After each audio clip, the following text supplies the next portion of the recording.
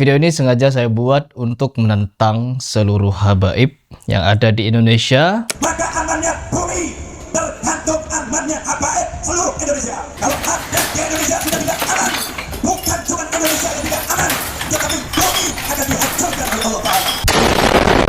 Untuk mengundang atau memanggil habib yang paling sakti, yang paling keramat, paling berkaromah, paling melotot matanya ketika melihat Nabi.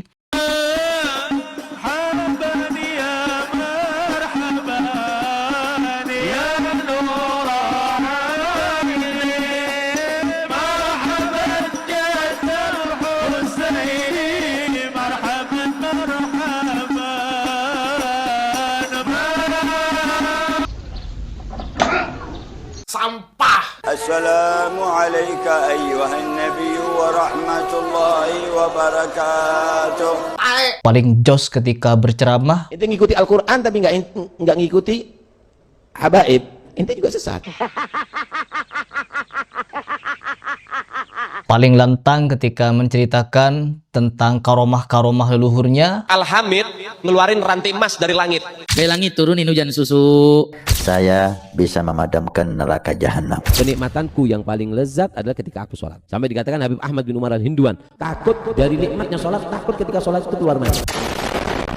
Tolong, bagi kalian semua, para habaib, undang orang yang saya maksud untuk melakukan ritual ataupun doa di kamar mandi atau di toilet Tarim. Doa ning kota Tarim itu dikabulkan oleh Allah walaupun di dalam kamar mandi. Tapi bohong. Doakan satu saja doa untuk Harry Pras agar Harry Pras tobat dari Wahabi hari ini juga. Saat kalian nonton video ini, sampai kapanpun, saya hanya memberikan waktu kalian kepada para habaib setelah video ini dibuat pada tanggal ini sekarang. Mungkin seminggu lah, semingguan, 7 hari ke depan, tolong utus habib yang paling sakti, paling berkeramat, paling punya karomah, paling wali, paling kutub untuk masuk di kamar mandi Tarim. Doa di sana untuk Harry Pras tobat dari Wahabi. Kalau doa saya bawa Habib Jan, Habib Umar. Karena dua sosok manusia ini yang sekarang ini yang memegang dunia. Dua sosok ulama besar, Habib Zain bin Ibrahim bin Zamir, kemudian Habib Umar bin Muhammad bin Sanu. Saya mendapatkan cerita ini dari satu orang aulia. Dia katakan dunia ini ya dipegang oleh dua orang ini. Mereka orang-orang yang Masya Allah, wali-wali Allah. Beruntung menjadi anak didik mereka semuanya. Kan ini menolong saya. Kan katanya di Tarim itu satu doa bisa terkabul di kamar mandi. Ini tantangan terbuka saya. Kenapa di mana-mana kalian mendoktrinkan bahwa Tarim begitu mulianya, begitu hebatnya, sampai orang-orang yang pergi ke sana rela guling-guling di tanah Tarim. Bin, tengok tuh temen lu Bin. Oh, sehubungan pasir inat mahal Bin. Sekalian aja mandi pasir ya, mumpung di Tarim Bin. Guling-guling, keset di Tarim, dicium-ciumi. Cium, disuruh cium. Saking mulianya itu keset, kata Habib Hasan itu. Cium jangan pakai dididikin, cium. Mahal kolwahnya beliau. Cium jangan sujud. Ini mahal kolwahnya ibadahnya beliau. Pernah bilang katanya Istama ajami aulia asri fi hadal. Seluruh aulia di zaman beliau di sini. Dan tak berhenti sampai di situ doktrinnya. Kalau kalian kurang manjur doa di kamar mandi Tarim, pergi ke kuburan Abdullah Alwi Al-Haddad apa siapa pokoknya, kuburan yang bisa mengabulkan 70 hajat itu. Jadi Rasulullah menyampaikan, apakah engkau nggak tahu bahwa ziarah ke makam anakku Abdullah bin Alwi Al-Haddad ini bisa mengabulkan 70 hajat. Satu doa saja titipkan untuk Harry Pras agar tobat dari Wahabi. Saya kasih waktu dari video ini dibuat 7 hari ke depan. Kalau selama 7 hari saya tidak ada perubahan, malah saya semakin cinta kepada Wahabi, artinya doktrin-doktrin para habib yang selama ini digembar-gemborkan di Indonesia adalah hoax, tipu-tipu, pembodohan, dan hanya mempromosikan tempat asal kalian. Ente ngikuti Al-Quran, diam.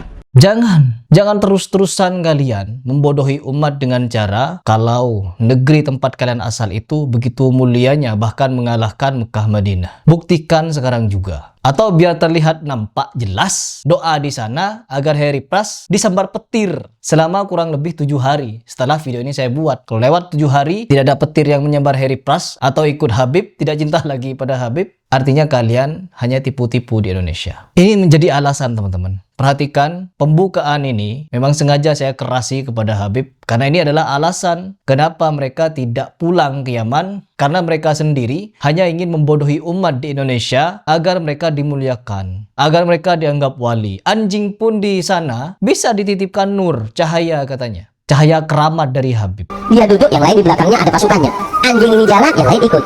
Dilihat, di situ ada nur yang ada di dalam diri anjing itu. Diambil sama orang soleh itu nurnya, kemudian anjing-anjing yang lain itu gak jadi ikut.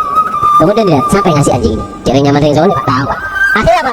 Didatangi orang soleh itu mengatakan, Galia Syekh, kenapa antum cahaya ini antum kasihkan ke anjing? Kenapa gak antum kasihkan ke ke keluarga antum, anak-anaknya antum? Dia mengatakan, pada waktu itu aku sedang berpikir antara Maghrib dan Isya, anak-anakku gak ada yang punya wudhu. Ya pantas diberikan kepada orang yang gak punya wudhu, sehingga aku berikan kepada hamba Allah yang satrin, diberikan kepada anjing. Yang punya akhlak, yang punya adab kamu di Kota Tarim, walaupun dengan anjing-anjing yang ada di Kota Tarim. Kenapa? Karena anjing-anjing yang ada di Kota Tarim mereka pernah dipandang oleh mata orang-orang soleh. Anjing loh, apalagi manusia. Kumisan dikit di Tarim wali. Di Tarim itu mayu hammim syaribo illa wagodo mukashif. Gak tumbuh komis kecuali sudah apa? Jadi wali.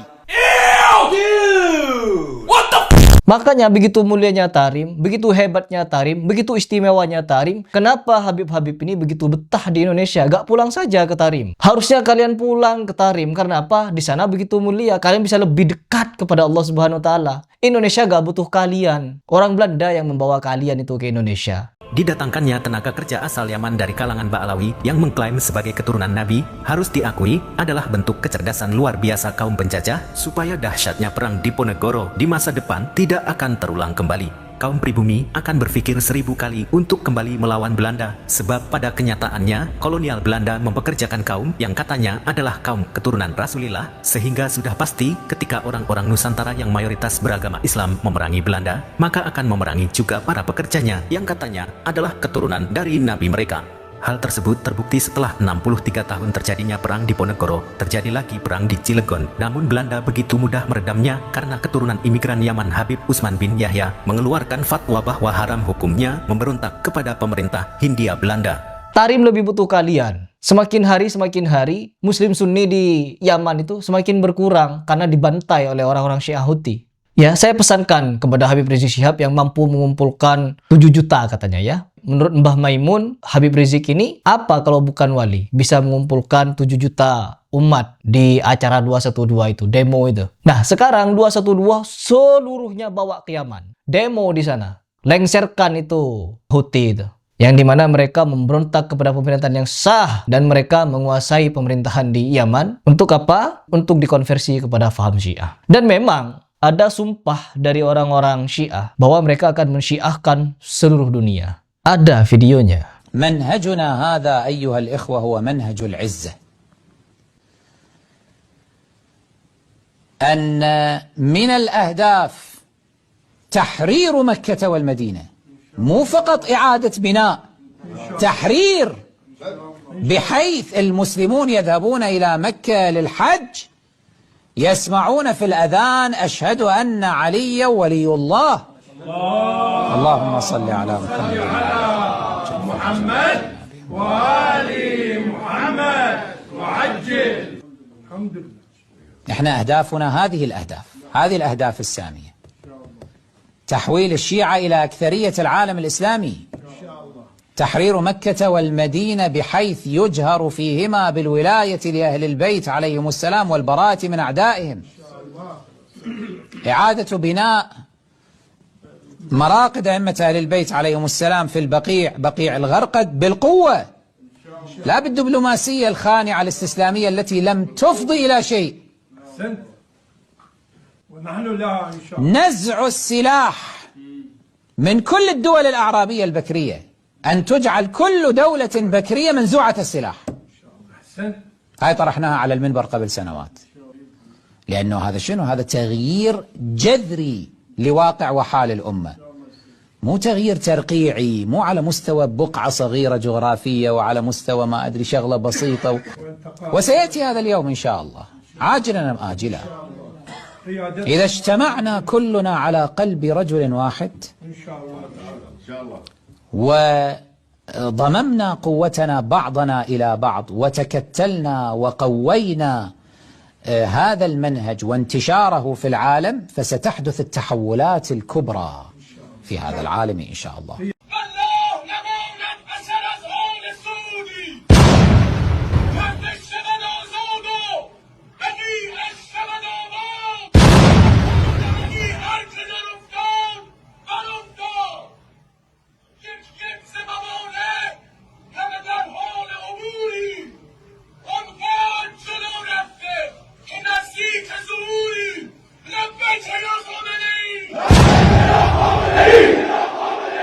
Maka dari itu, kalian para habaib pulang sana ke Yaman. Kalau memang Yaman sebegitu istimewanya, seperti yang kalian bangga-banggakan di Indonesia. Dikit-dikit Tarim, dikit-dikit Yaman, dikit-dikit Tarim, dikit-dikit Tarim. Gitu saja terus. Dikit-dikit kemuliaan nasab kami. Ahlul Bait, ikut Al-Quran tidak ikut Habib sesat. Tidak percaya Habib sesat. Orang yang sudah tidak percaya sama habaib, itu kafir hukumnya. Biar tahu kamu. Tai kucing lebih bau daripada tai ayam. Tai.